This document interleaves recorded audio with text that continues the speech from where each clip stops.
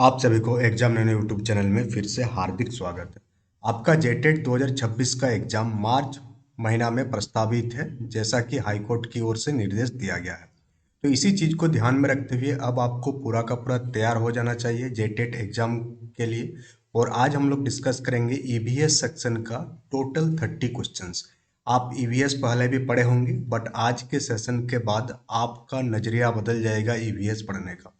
तो ईवीएस में जो क्वेश्चंस पूछे जाते हैं वो जनरली दो कैटेगरी से आपको क्वेश्चन देखने को मिलेगा। एक आपका साइंस कैटेगरी से देखने को मिलेगा, दूसरा आपका सोशल साइंस कैटेगरी से क्वेश्चन देखने को मिलेगा। आप एनसीईआरटी की किताब में जाएंगे क्लास 3 का और ईवीएस वाला किताब में जाएंगे तो वहाँ आपको ईवीएस का डेफिनेशन देखने को मिलेगा। और उसमें साफ साफ लिखा हुआ है कि ईवीएस जो है वो कॉम्बो है किस चीज़ का, साइंस एंड सोशल साइंस का। तो दोनों ही चीज़ें के क्वेश्चन आपको देखने को मिलेगा। सोशल साइंस के भी क्वेश्चन देखने को मिलेगा और साइंस का भी क्वेश्चन देखने को मिलेगा। क्वेश्चन का जो लेवल रहेगा वो क्लास 8 तक का लेवल आपको देखने को मिलेगा जेटेट के ईवीएस वाला सेक्शन में पेपर 1 में। तो चलिए हम लोग सेशन की शुरुआत करते हैं। साथ ही चैनल में नए हैं तो चैनल को सब्सक्राइब कर लीजिएगा और वीडियो को लाइक कीजिएगा और अपने दोस्तों के बीच शेयर कीजिएगा।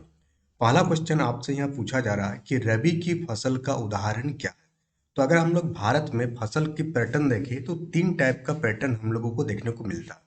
पहला जो होता है, एक होता है आपका खरीफ फसल। तो आपसे क्वेश्चन पूछा जा सकता है खरीफ फसल क्या होता है और इससे रिलेटेड चीजें।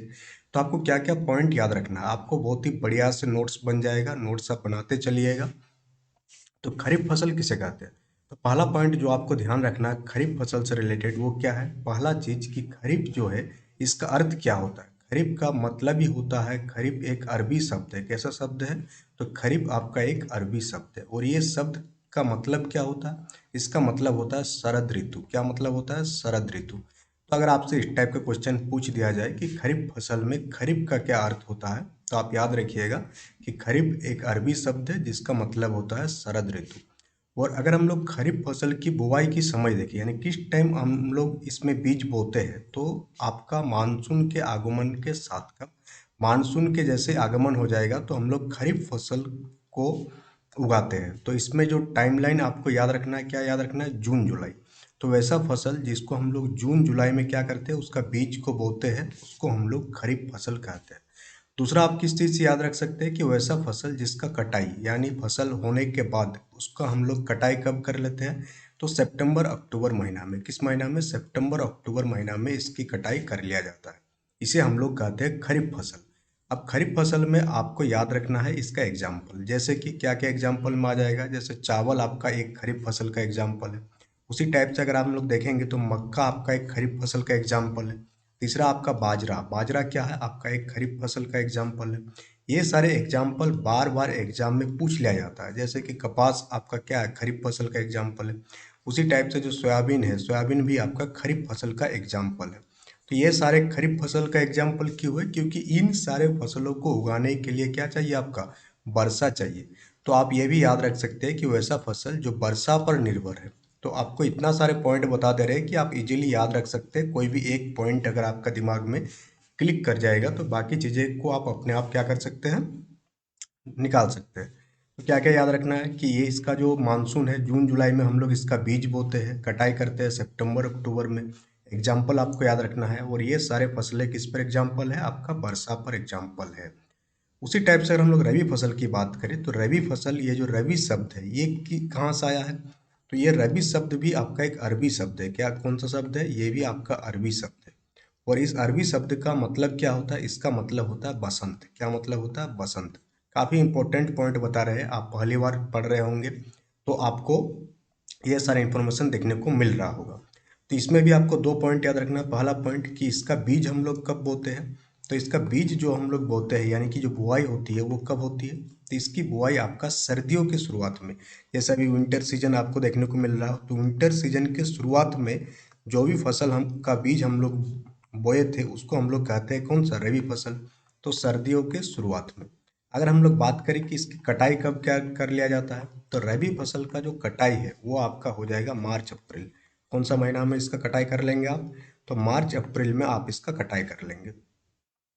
ठीक है।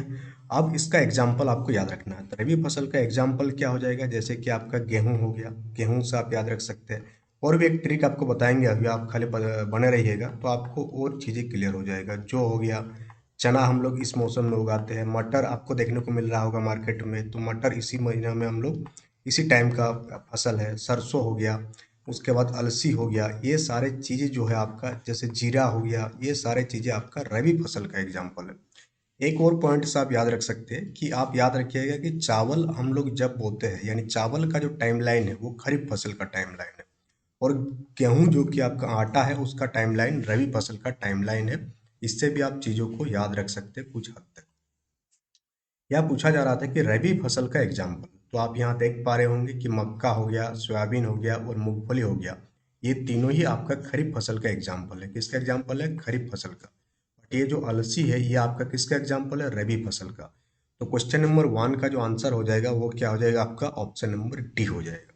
तो आप एक क्वेश्चन से आपको कितने सारे जानकारी आपको आज मिला होगा। तो इसी बात पर सेशन को लाइक करना नहीं भूलिएगा, लाइक करने में कोई कंजूसी नहीं कीजिएगा। बाकी आप अगर जेटेट का नोट्स चाहते हैं तो आप एग्जाम नैनो एप्लीकेशन को डाउनलोड करके आप नोट्स प्राप्त कर सकते हैं। नेक्स्ट आपसे पूछा जा रहा है कि what is the main objective of evaluation, यानी कि बच्चों का जो हम लोग मूल्यांकन करते हैं इसका मुख्य उद्देश्य क्या है। तो मूल्यांकन करने का मुख्य उद्देश्य है कि जो लर्नर है, लर्नर के परफॉर्मेंस को सुधारना। आप इसलिए इवैल्यूएशन नहीं करते हैं कि बच्चों को आपको पिटना है। इवैल्यूएशन के बाद आपको पता चलता है कि जो बच्चा है वो कहाँ कहाँ मिस्टेक कर रहा है, तो उसका मिस्टेक को क्या कर सकते हैं? आप सुधार सकते हैं। तो इसका आंसर क्या हो जाएगा कि अधिगमकर्ता की उपलब्धि और सुधार लाना, यानी कि लर्नर का परफॉर्मेंस और इम्प्रूवमेंट पर ध्यान देना। इसलिए हम लोग क्या करते हैं? इवैल्यूएशन करते हैं। आपका ईवीएस में इस टाइप का भी पेडागोगी से रिलेटेड भी क्वेश्चन आपको देखने को मिलेगा, ऐसा नहीं कि देखने को नहीं मिलेगा। नेक्स्ट है कि which element is not present in child centred education, यानी कि बाल केंद्रित शिक्षा में कौन सा एलिमेंट जो है आपका प्रेजेंट नहीं होता है। तो हम लोग क्या जानते हैं कि बाल केंद्रित शिक्षा यानी कि जहाँ पर जो टीचिंग लर्निंग का मेथड का सेंटर पॉइंट कौन हो जाएगा? चाइल्ड हो जाएगा। यानी बच्चों को ध्यान में रखकर जब आप कोई टीचिंग लर्निंग एक्टिविटी करते हैं तो उसे हम लोग चाइल्ड सेंटर्ड एजुकेशन के नाम से जानते हैं। अब इसका क्या क्या एलिमेंट होता है? अगर आप सीसीसी यानी चाइल्ड सेंटर्ड एजुकेशन, ये जो आपको चाइल्ड सेंटर्ड एजुकेशन देखने को मिल रहा है इसमें क्या क्या होता है, तो कौन कौन सा एक्टिविटी आपका चाइल्ड सेंटर्ड एजुकेशन में आएगा उसको आप यहाँ पर ध्यान देंगे तो पहला हो जाएगा कि करके सीखना। अगर आप बच्चों को कुछ ऐसा एक्टिविटी दे रहे हैं जिससे बच्चा खुद उसको करके सीखता है तो वो आपको बाल केंद्रित शिक्षा का एग्जाम्पल हो जाएगा, करके सीखना। फिर क्या आ जाएगा कि हाथों से अनुभव करना, यानी कि आप उसको कोई ऐसा चीज़ दी है जिससे वो करके उसको क्या कर रहा है? फील कर रहा है, तो उसको हम लोगों का हो जाएगा चाइल्ड सेंटर्ड एजुकेशन का एग्जाम्पल हो जाएगा। फिर वो जो जीवन भर सीखना, यानी कोई ऐसा चीज जो जीवन भर आदमी सीखते रहता है तो वो भी आपका किस में आएगा? वो आपका आएगा बाल केंद्रित शिक्षा में। तो जीवन भर सीखना ये भी आपका बाल केंद्रित शिक्षा का एग्जाम्पल आ जाएगा। कोई भी सोशल स्किल्स, कोई सामाजिक कौशल है कि कैसे लोगों से बात करना है, कैसे लोगों से उठना है बैठना है, ये सारा आपका चाइल्ड सेंटर्ड एजुकेशन में आता है। तो कौन सा तत्व नहीं है ये पूछा जाए तो प्ले मेथड चाइल्ड सेंटर्ड होता है, इंस्पिरेशन चाइल्ड सेंटर्ड होता है, सेटिस्फिक्शन चाइल्ड सेंटर्ड होता है। ये जो इनएक्टिविटी है ये आपका बाल केंद्रित शिक्षा का एलिमेंट नहीं है। तो क्वेश्चन नंबर 3 का जो आंसर है वो आपका क्या हो जाएगा? ऑप्शन नंबर बी हो जाएगा। नेक्स्ट आपका पूछा जा रहा है कि इन एंशिएंट टाइम्स, यानी कि प्राचीन काल में संदेशों का संचार कौन से माध्यम से होता था। तो आज के टाइम में कोई भी मैसेज वगैरह अगर हम लोगों को भेजना रहता है तो हम लोग किसका इस्तेमाल करते हैं? मोबाइल का इस्तेमाल करते हैं हम लोग, फैक्स का यूज करते हैं, टेलीफोन का इस्तेमाल करते हैं। बट प्राचीन काल में क्या क्या होता था? हरकारे होता था, यानी कि मैसेंजर्स होता था। इन्हीं के थ्रू क्या किया जाता था? एक संदेश को एक जगह से दूसरे जगह क्या पहुंचाया जाता था। वो दौड़ कर जाते थे, वो जब दौड़ते थे वो घंटी वगैरह बजाते थे जिससे लोगों को पता चल जाता था कि ये संदेश वाहक है, हरकारे है, इसको पास दे दे, टाइम दे दे, यानी टाइम नहीं रुकना चाहिए। इस टाइप से पहले के टाइम में क्या होता था? आपका संदेशों का संचार होता था। तो क्वेश्चन नंबर 4 का आंसर आपका ऑप्शन नंबर सी हो जाएगा। नेक्स्ट पूछा जा रहा है कि an example of audio visual teaching learning aid. तो हम लोग टीचिंग लर्निंग एड में देखते हैं कि बहुत टाइप का आता है, उनमें से आपको बताना है कि एक ऐसा टीचिंग लर्निंग जो आपका ऑडियो भी, यानी जिससे आप ऑडियो भी सुन सकते हैं, जिससे आप विजुअल यानी कि वीडियो वगैरह देख भी सकते हैं। तो अगर आप रेडियो को देखेंगे तो रेडियो क्या है? आपका ऑडियो है। क्या है आपका? सिर्फ और सिर्फ ऑडियो है, इससे आप सुन सकते हैं, यानी कि ये आपका सिर्फ श्रव्य सामग्री है, कुछ देख आप इससे नहीं सकते। टैप रिकॉर्डर भी ऑडियो में काउंट हो जाएगा। जो बुलेटिन बोर्ड है, बुलेटिन बोर्ड जो है आपका, पिन बोर्ड, नोटिस बोर्ड, ये सिर्फ और सिर्फ विजुअल देता है। क्या देता है? विजुअल देता है। ये क्या होता है? विजुअल देता है, ऑडियो नहीं देता। बट टेलीविजन जो है आपका ऑडियो और वीडियो दोनों प्रोवाइड करता है। तो क्वेश्चन नंबर 5 का आंसर आपका क्या हो जाएगा? ऑप्शन नंबर डी हो जाएगा। नेक्स्ट क्वेश्चन पूछा जा रहा है आपका कल्चर से रिलेटेड कि सरहुल फेस्टिवल कहाँ पर मनाया जाता है। तो ये सब हम लोग जानते हैं कि सरहुल जो है झारखंड का एक प्रमुख क्या है आपका, मेला है, फेस्टिवल है। तो क्वेश्चन नंबर 6 का आंसर आपका ऑप्शन नंबर डी हो जाएगा। क्लियर हो जाएगा यहाँ पर।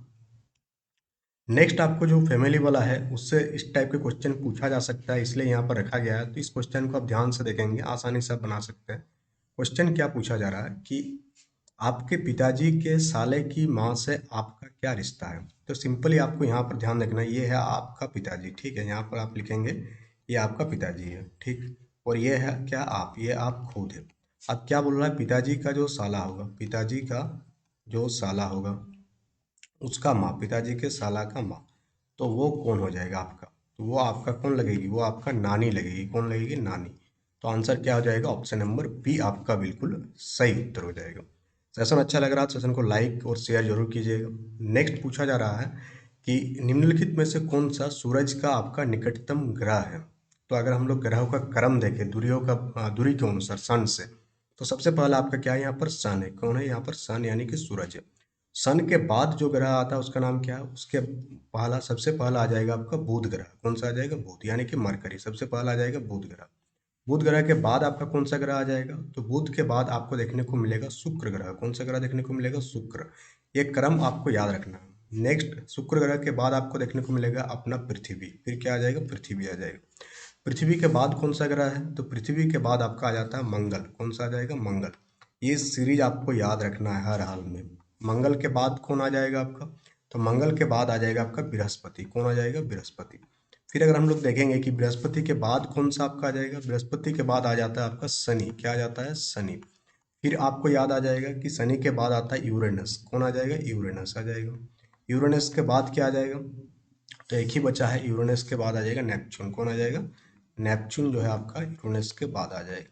तो ये है आपका ग्रहों का क्रम सीरीज सूरज से दूरी के अनुसार। सबसे पहले आपका बुध ग्रह, फिर शुक्र ग्रह, फिर पृथ्वी, फिर मंगल, फिर बृहस्पति, फिर शनि, फिर यूरेनस, फिर नेपच्यून। तो पूछा जा रहा था सूरज का सबसे निकटतम, तो सूरज का सबसे निकटतम कौन है आपका? बुध ग्रह है। पृथ्वी कितना नंबर पर है सूरज से? तो तीसरा नंबर पर है। ठीक है, ये सारे पॉइंट आपको याद रखना है, एग्जाम पॉइंट ऑफ व्यू से काफ़ी इंपॉर्टेंट है। बहुत ही आसान सा चीज़ है, बट इसमें बच्चे क्या गलत करके आते हैं। नेक्स्ट पूछा जा रहा है कि फ्लोइंग ट्रैफिक साइन इंडिकेट, नीचे दिया गया यातायात संकेत क्या इंगित करता है। एक ट्राइंगल है जो एक वर्टिकल लाइन को कंटेन करता है, यानी कि एक ट्राइंगल, आप ऐसा साइन देखे होंगे रोड में, जैसे यहाँ पर एक ट्राइंगल दिखेगा आपको, और ट्राइंगल के बीच में आपको वर्टिकल लाइन दिखेगा, वर्टिकल यानी इस टाइप का लाइन, वर्टिकल लाइन आपको दिखेगा। तो ये किस साइन को दर्शाता है? ईवीएस में इस टाइप के क्वेश्चन बराबर देखने को मिलता है। तो ये किस चीज़ को दर्शाता है? तो आप यहाँ पर देखेंगे चौराहा, पैदल पार का पथ हो गया, ये रेलवे क्रॉसिंग हो गया, संकरी पुलिया, ये किस चीज़ को यहाँ पर दर्शा रहा है? ये जो डायग्राम है, ये डायग्राम में कुछ गलती है, तो यहाँ पर हम लोग को देखना है।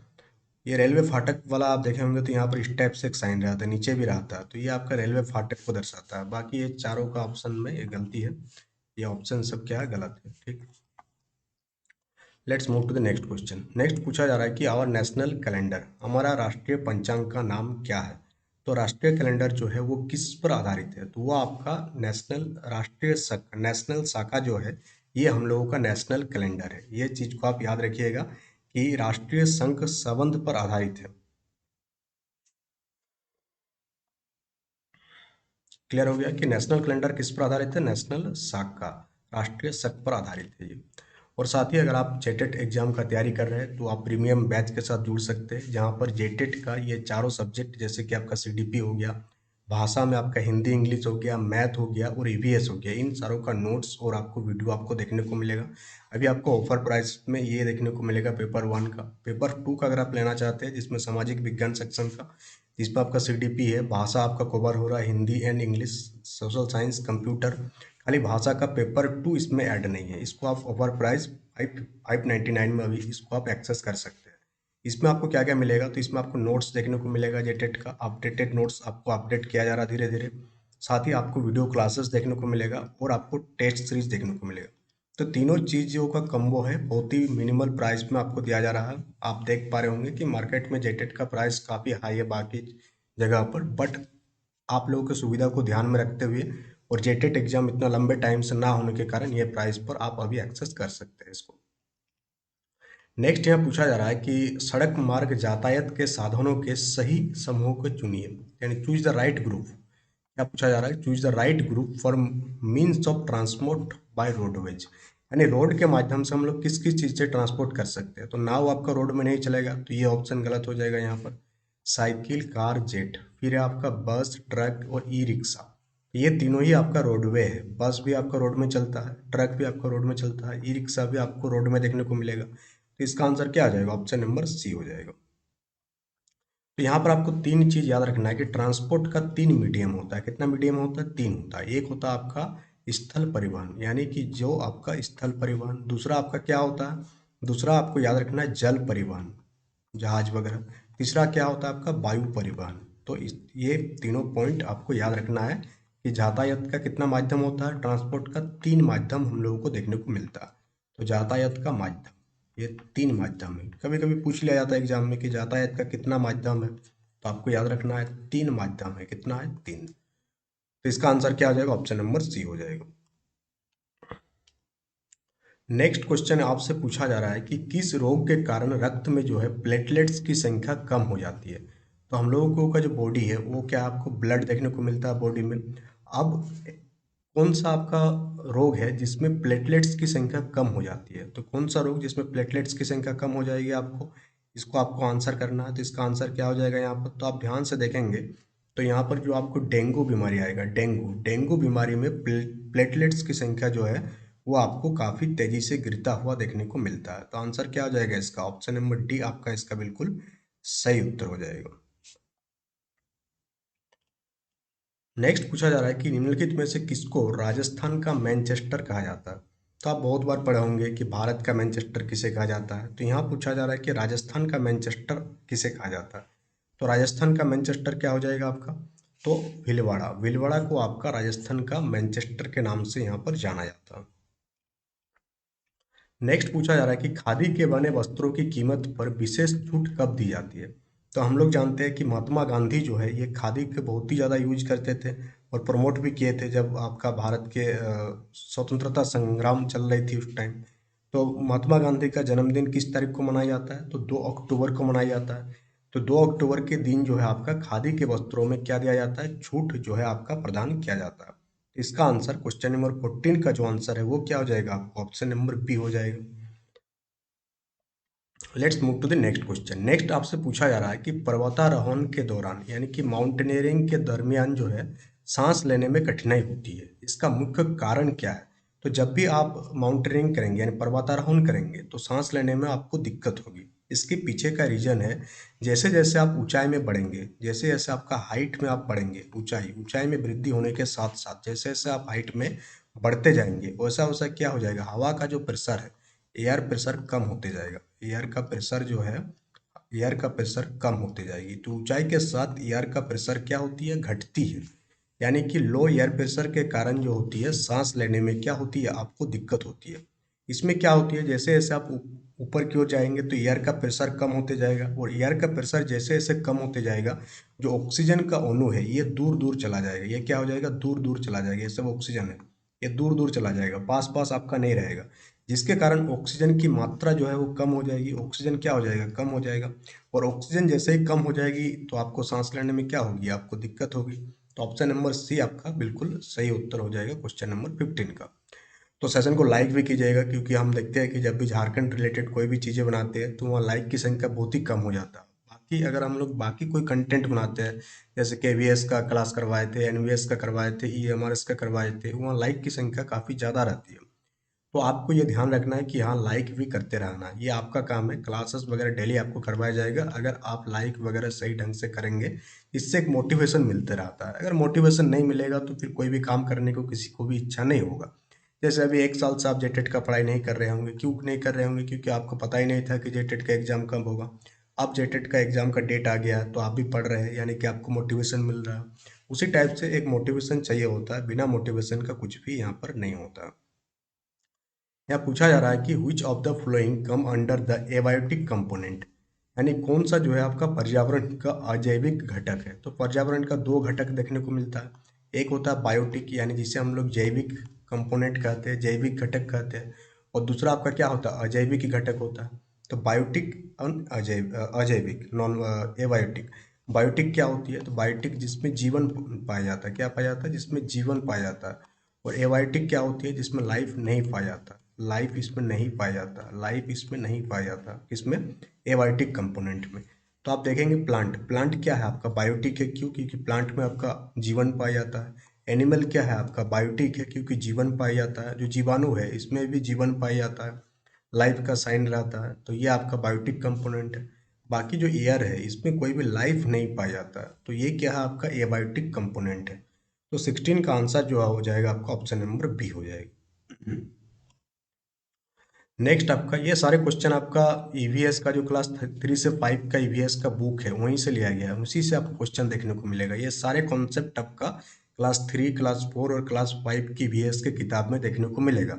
और एक सेशन कराया जाएगा जिसमें ईवीएस का किताब का आपका हूबहू, यानी ईवीएस की किताब को ही आपको पढ़ाया जाएगा। उस सेशन को भी आप देख लीजिएगा, क्योंकि वहाँ से काफ़ी क्वेश्चन आपको देखने को मिलेगा।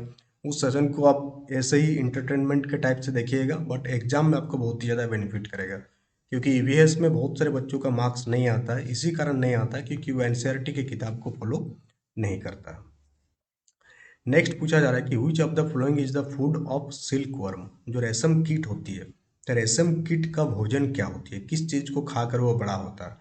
तो रेशम कीट जो होती है ये शहतूत की पत्तियों को खाता है, और उसी से वो भोजन प्राप्त करता है, और इससे उसी से क्या होती है, उसका जीवन चक्र चलते रहते हैं।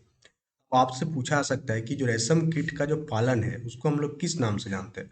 तो उसे हम लोग सेरीकल्चर के नाम से जानते हैं। रेशम कीट का पालन को हम लोग क्या कहते हैं? सेरीकल्चर के नाम से जानते हैं, सेरीकल्चर। आपको कमेंट बॉक्स में कमेंट करके बताना है कि अंगूरों की खेती करने को हम लोग किस नाम से जानते हैं। जैसे रेशम कीट का पालन को हम लोग सेरीकल्चर कहते हैं, तो अंगूरों का खेती को हम लोग किस नाम से जानते हैं? ये एनसीईआरटी में दिया हुआ है आपका। नेक्स्ट पूछा जा रहा है कि तंबाकू में कौन सा एल्केलॉइड पाया जाता है? Which alkaloid is found in the तंबाकू। तो तंबाकू में हम लोग सभी जानते हैं कि निकोटीन पाया जाता है। क्या पाया जाता है? निकोटीन। तो निकोटीन क्या है? एक एल्केलॉइड है जो कि आपका तंबाकू में पाया जाता है। नेक्स्ट पूछा जा रहा है कि rabies disease is caused by. तो रेबीज रोग किस चीज से होता है? तो पहला चीज आपको याद रखना है कि रेबीज रोग जो है ये आप कुत्तों के काटने से होती है। कोई कुत्ता, पागल कुत्ता अगर आपको काट देगा, या नॉर्मल कुत्ता भी अगर काट देगा, तो मैक्सिमम चांस होता है कौन सा रोग होने का? रेबीज डिजीज होने का। इसे हम लोग जलातंक के नाम से भी जानते हैं, जिसमें जो मरीज होता है वो क्या हो जाता है? जल से डरता है, पानी से डरता है, जलातंक कहते हैं। और इसका कोई ऐसा दवा नहीं है कि जिसको खा करके आप इससे बच जाएंगे। इसके लिए क्या है आपका? वैक्सीनेशन है। क्या है आपको? वैक्सीनेशन, वैक्सीन लेना पड़ता है। और वो सारे वैक्सीन आपको लेना पड़ता है जितना आपको डॉक्टर कहेंगे। अगर उसमें से 2-3 भी मिक्स कर देंगे आप, तो फिर आपको जो है वायरस कंप्लीटली डेड नहीं होगा, वो वायरस शरीर में बढ़ते ही चला जाता है।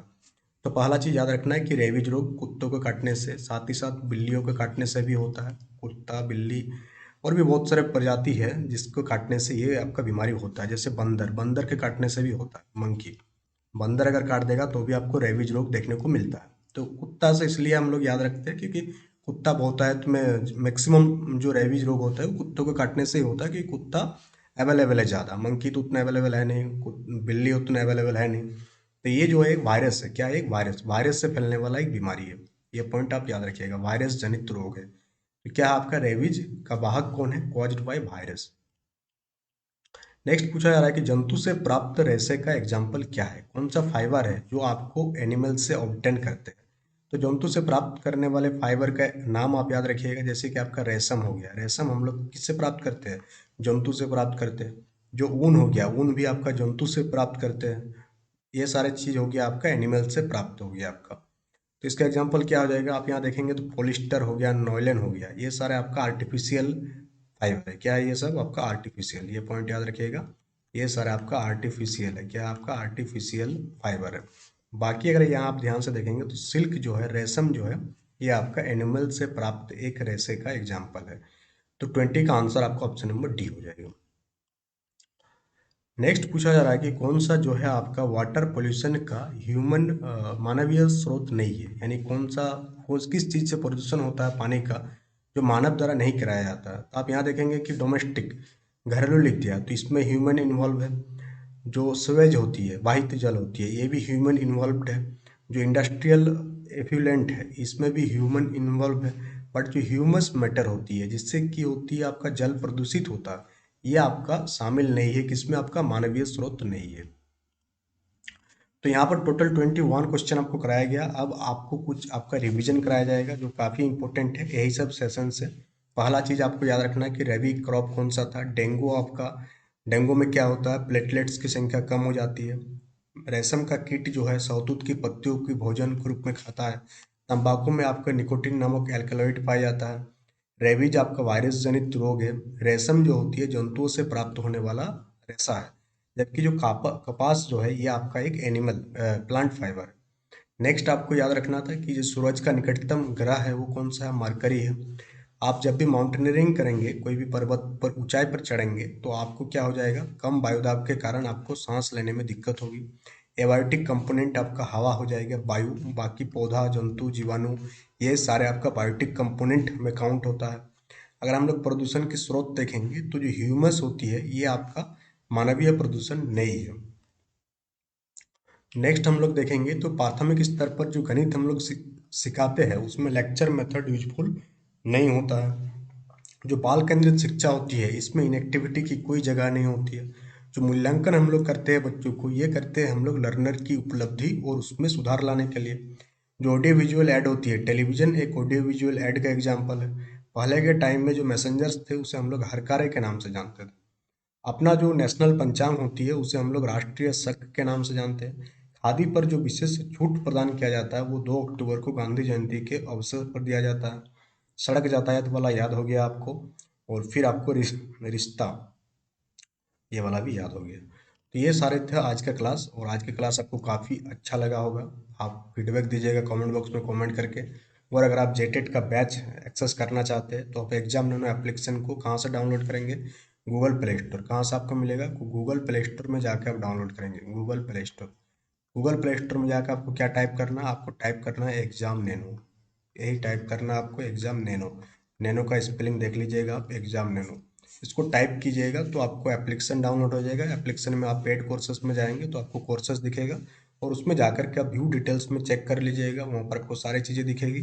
फिर आप 499 का पेमेंट करके पेपर 1 का कोर्स एक्सेस कर सकते हैं, और 599 से आप पेपर 2 का कोर्स एक्सेस कर सकते हैं। तो that's all for today, thank you for attending the session.